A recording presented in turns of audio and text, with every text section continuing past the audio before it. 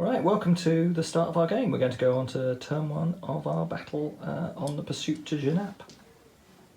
Right, that was a very quick turn. We just completed turn one. The British Heavy Cavalry Brigade have moved forward, line with their foot artillery, just sitting behind the ridge that you can see there.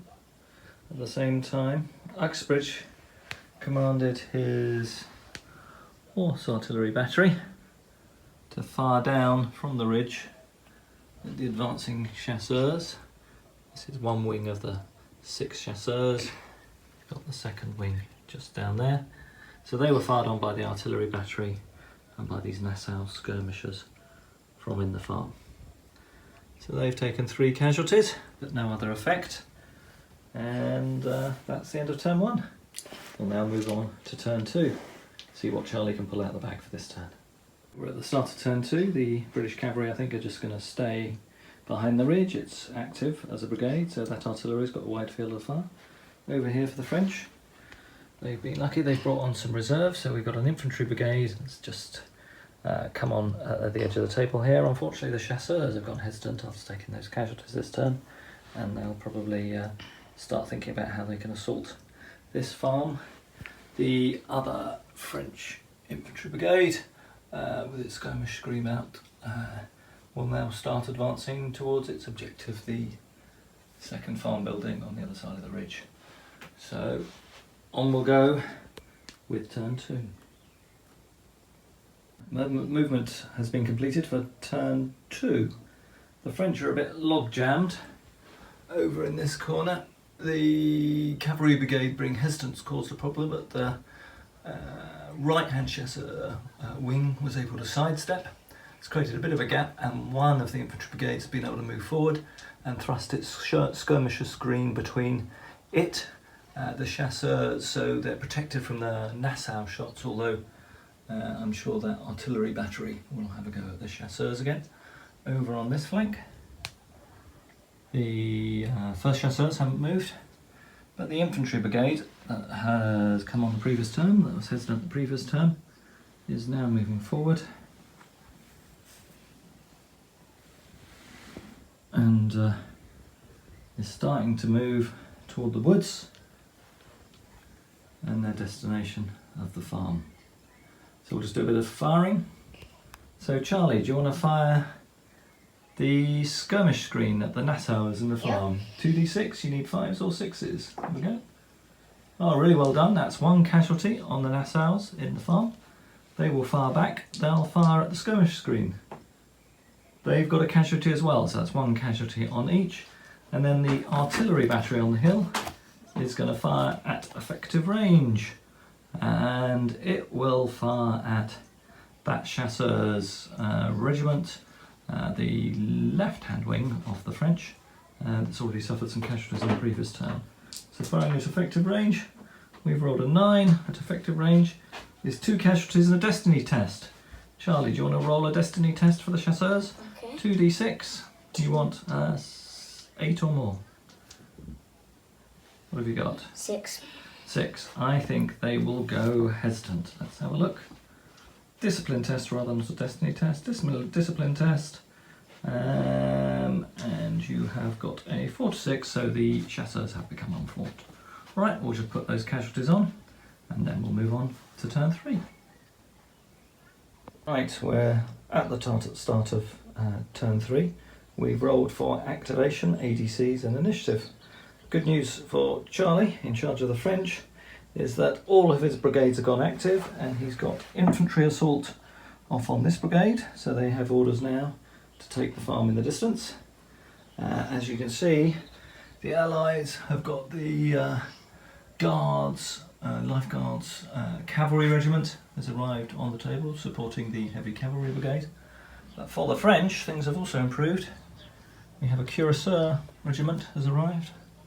Let's have a look at those figures.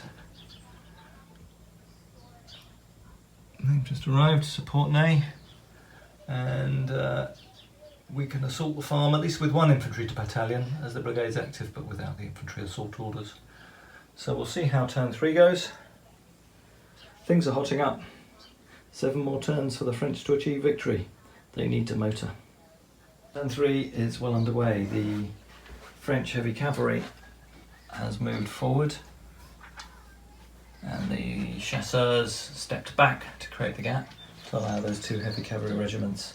There's Ney enthusiastically charging forward in between them, and the infantry brigade continues to advance. Its skirmishers actually have reached the woodland on the hill. The British heavy cavalry remain stationary, but the life guards are wheeling off to the right to try and slow down the advance of the infantry brigade. While over on the French extreme right, the 1st Infantry Battalion has charged into the farm. We're just about to do the hand-to-hand combat. The skirmishers caused just one casualty, the small infantry company that's in the farm, the Nassauers, caused just one casualty as they charged in. Let's do the hand-to-hand combat, Charlie. We'll have a look at the combat adjustment chart. So both of us start with 5 dice. And let's have a look at the adjustments. So,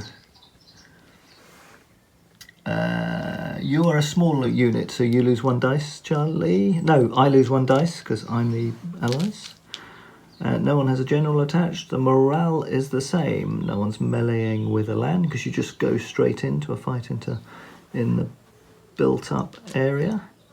And perhaps I should have done a charge test. I'm not sure. I'll go and check the rules for that. I have no casualties. I'm not unformed. I lose a dice. Charlie loses a dice. You lose a dice, Charlie, because you're attacking a built-up area. So we both have 4 dice.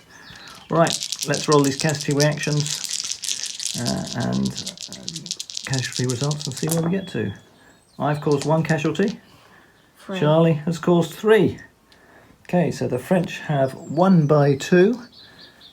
Infantry versus built-up area. Winners take the ground and losers retreat. The French have ejected the Nassauers from that village in the very first action of the game. It's one of your 2 objectives captured now, Charlie. Onto the ridge and the other farm. Good progress for the end of turn 3. We'll be back in a minute and we'll move those troops and do the retirement of the Nassauers. We've reached the end of turn 4. The French skirmishers have moved right up to the British Horse Artillery battery and inflicted a casualty. The British artillery fired canister at the attacking French columns, but only caused 1 casualty, which was taken on the skirmishers. Otherwise, on the other flank, the 2nd French Infantry Brigade has now advanced successfully onto the hill, and we have skirmishers masking the edge of the wood line, not too far from the farm buildings. We have the life guards that are going to try and face off against them. The British cavalry still immobile in the centre, waiting for the right time to charge. On with turn 5. I think we'll see that French heavy cavalry coming over the hill fairly soon now. Turn 5 and things are hotting up for the French. Light cavalry brigade of Lancers, completing the light cavalry division, have arrived on table with their divisional commander and their brigadier. They're in support of the cuirassiers. In the movement phase they'll move, I'm sure, further forward. The French infantry brigade that successfully seized this farmhouse down here is now in a position to assault the ridge and the British artillery battery. And the 2nd French brigade also poised to advance. For the Allies, the Nassau successfully formed up in support of the artillery battery. I'm sure they'll let off a volley or 2, but I expect them to retire further. The British heavy cavalry are going to have to get stuck in soon, or they're going to be heavily outnumbered. They have received some reinforcements, but I'm not sure they'll stand up to much. Just received a large regiment of Dutch-Belgian hussars, and of course we've got the life guards just moving around that farm. So on we go with turn 5. We'll see how the battle unfolds.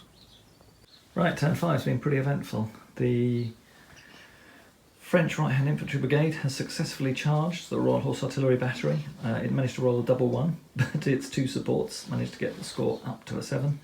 The Horse Artillery Battery did terribly with its firing and only rolled a 3, so it just caused a fatigue casualty on itself, which was a bit unfortunate. So they haven't been able to hold off the attacking column, so expect that to push the artillery back off the hill. So we move across to the centre. The first chasseurs have crossed the hedge line, moving up, and they're moving up in support of the cuirassiers, who responded to the move forward by the British heavy cavalry. So the British heavy cavalry didn't charge, they just moved up to the ridgeline, and in the French movement phase, the French heavy cavalry have moved up in response. Two of the infantry battalions that were assaulting the farm have formed square, just in case things go wrong next turn, and the French have the additional support of their two Lancer regiments ready to support this mega battle in the middle. I think this is going to decide the outcome of this particular conflict. It's going to be a bloody turn 6. Alright, we'll just fight the hand-to-hand combat here and then be back with the beginning of turn 6.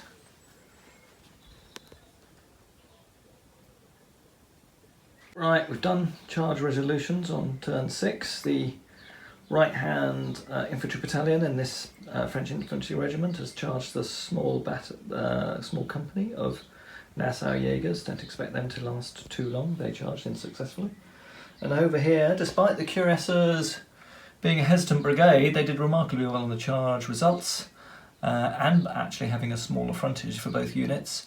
For the right-hand cuirassier brigade, they have countercharged with Elan, and the British heavy dragoons are unformed, and on the other one it's just a straight up melee, so they're at equal chance in that particular combat.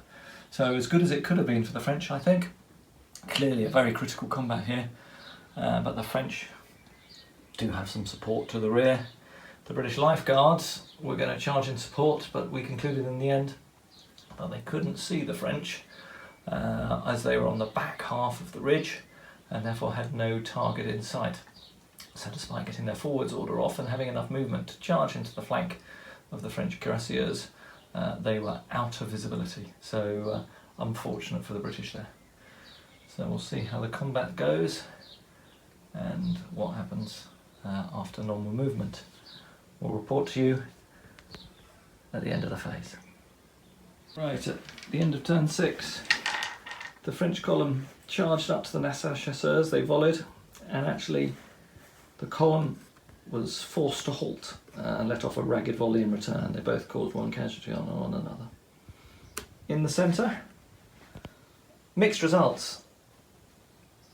The British heavy dragoons have repelled one regiment of cuirassiers, causing one more casualty on them, and they suffered. Good result for them, given that they were unformed. But on the other side, the 2nd Regiment of Cuirassiers has forced the British Scots Greys to retreat, causing 2 excess casualties on them. So the French are halfway to capturing the ridge and have plenty of lancers that they can then follow up with in the next turn while the Cuirassier Regiment reforms. It's everything to play for at the end of turn 6. On we go to turn 7. We're at the end of turn 7 and the French unambiguously hold the ridge now. On this flank, the small Nassau company has retired, still managing to hold off the attacking French column and actually caused no fewer than 3 casualties with an inferior volley. But it's now surrounded by some skirmishers. The other 2 French columns progressing towards that hedge line. The heavy dragoons there actually have been wiped out. They were previously on the ridge, and in a large melee on the ridge, the French lancers and the 1st chasseurs à cheval hit them, and the combined weight of the melee caused 3 casualties each in the first round, and then they fought again, and then the French caused 6 casualties to the heavy dragoons 3. So the 2 French units have got 3 and 4 casualties respectively, and the heavy dragoons have now suffered 13 casualties and have been driven from the table, and the heavy brigade is certainly faltering. On the left flank, the French infantry is preparing to assault. The horse artillery battery is deployed. It's starting to shell the farm, didn't cause any casualties this turn. The skirmishers continue to shoot at one another, and unfortunately all the British cavalry on the right flank was hesitant. So the French simply have one more farm building to capture in the last 3 turns of the game. I think that'll still prove quite challenging because there's a lot of British cavalry around, but the situation might change dramatically if that other battalion, the Scots Greys, also flee the table. We do have some British reinforcements. The Light Brigade has just arrived. They may be able to fend off the French for a small amount of time, but I think we're heading for a rapid British withdrawal towards Waterloo. I have the faltering brigade test for the Scots Greys. See what we get. Oh, we get a 2. That's not great. They are veterans, and on a 2 they retire. So retreating and routed units disperse, all remaining units immediately retire. The retired distance, I think, is 21 for cavalry. Let's have a look at that. Retiring is 12 inches. We'll measure that up, but I think they're off the table. So we've lost the British Heavy Brigade. At this point, we've decided to call the game as a French victory. They've captured the totality of the ridge and have a substantial cavalry force ready to go. The British Heavy Brigade has retired, and the Horse Guards and the Belgian Chasseurs are somewhat isolated on the left-hand corner of the table. The French look like they're just going to stay in the woods over there, where the cavalry can't charge them. The voltigeurs will still keep skirmishing with the Nassau and the village, but I think British forces would honestly choose to fall back. The 2 brigades of light cavalry aren't going to be able to push back 2 regiments of lancers, 2 regiments of chasseurs, and the cuirassiers as well, all of which are in pretty good shape. Only the chasseur brigade over here has taken serious casualties, and even then no unit's got more than 5 or 6 casualties on it, and the chasseurs and especially the lancers are pretty much untouched.